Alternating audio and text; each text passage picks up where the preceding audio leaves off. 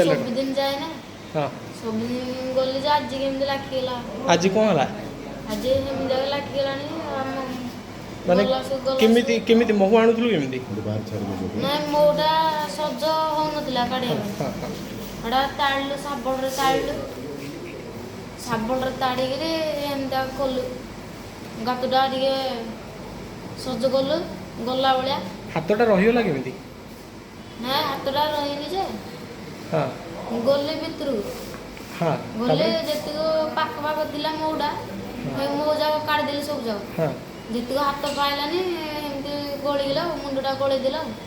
ହଁ ଯାଉଛି ତ ଯାଉଛି ଢିଲାରେ ଯାଉଛି ମୁଣ୍ଡଟା ବୋଲି ଗଳେଇ ଦେଲା ଆହୁରି ତାପରେ ଭିତରକୁ। ଲାଖିଗଲ ହଁ ଆଉ ବାହାରି ପାରିଲାନି।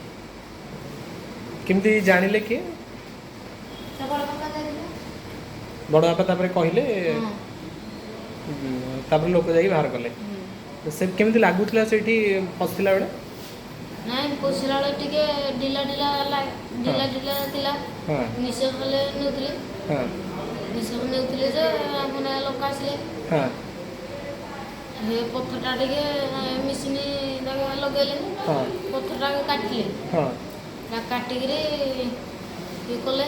ହଁ ହେଟେ ମୁଣ୍ଡ ପାଖକୁ ପଳେଇ ଦିଅ ଉପର ପଥରଟା ବଡ଼ଟା। ହୁଁ ମୁଣ୍ଡ ପାଖକୁ ଆଉଥିବ ମୁଣ୍ଡଟା ବୁଲିବାର ନାହିଁ ଏକାନି ସେକାନି।